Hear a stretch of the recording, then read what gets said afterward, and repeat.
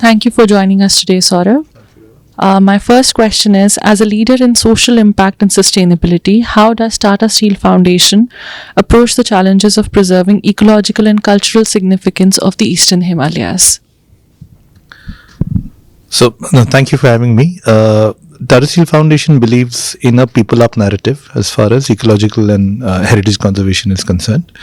We've had a program called Samvad, for which works with more than 250 indigenous communities today in the country, and which is essentially a platform for dialogue, which has now bred or led to proof points and action on identity and conservation, and now is also fostering people who are taking action. To us, the critical issue is, how does one understand the last mile and not just speak about it and decode it, spend time, grapple with it, and also learn to speak a language that the last mile speaks.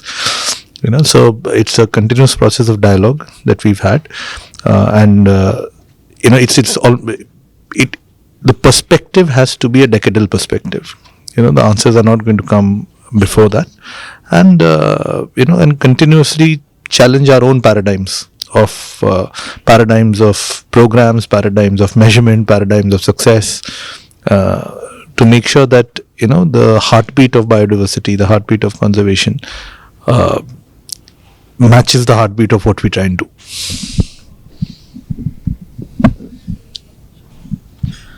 My next question is more on the corporate side. So what role do you see for corporate finance in enabling sustainable solutions for Eastern Himalayas, particularly in balancing the needs of local communities again with, broader conservation goals that an organization like yours lay out, the government lays out, and what the local communities really want?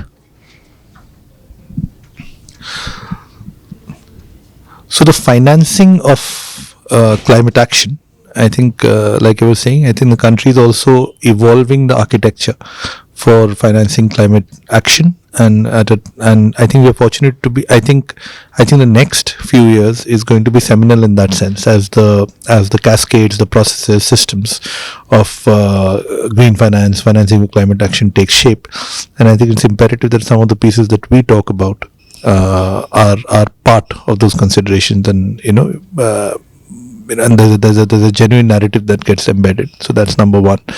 For us, when we talk of biodiversity, when we talk of conservation and our investments in that, I think the first step is for us to make sure that all possible considerations are on the table at the same time while we design our programs, design our metrics, and it really can't start without, like I said, a people-up or a people-led narrative.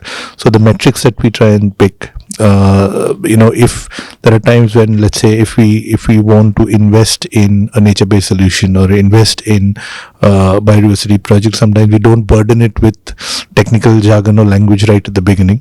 Although we know where we are headed, but we move at the pace at which people can move, or people will move organically. So some of our climate finance decisions are also influenced and then taken with these in mind, and gives the same priority to these considerations, and I think the results are quite strong. And my last question is, in the past decade, what sort of innovative models or partnerships have proven effective in addressing, the challenges or vulnerabilities of the Eastern Himalayas categorically, in your experience? So, I think we've actually seen a significantly large number of partnerships actually take shape in the last 10 years or so, focused on the Eastern Himalayas and the third pole. And these are different kinds of partnerships. You have, techno-scientific partnerships, you have, government, non-government partnerships, you have, corporate funding coming to organizations. So one shift is a lot of these partnerships have now started looking at, what would earlier have been blind spots. So that's clearly a plus one to the concept of partnerships and the fact that they are dealing with or that they're choosing to grapple with things that were earlier not on the table.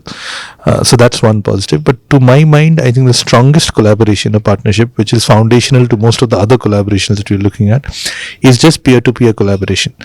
Where there are some outstanding individuals who are doing great work, who are embedded in communities, and I see a lot of I see much greater collaboration amongst them as peers who are driven by the same purpose, who have the ecology in mind, speak the same language, and are sort of coming together and finding a lot of strength in each other. What thereby is happening, a lot of individual action that would otherwise maybe stem away for lack of support or for lack of encouragement, actually is finding its own motivation and its own steam to work. And I think that really is, to me, going to be the game changer for the next 10 years. I think it's these sort of peer-to-peer collaborations that are going to steer the larger ones and create some sort of ripple effect. Thanks for sharing your perspective. Thank you.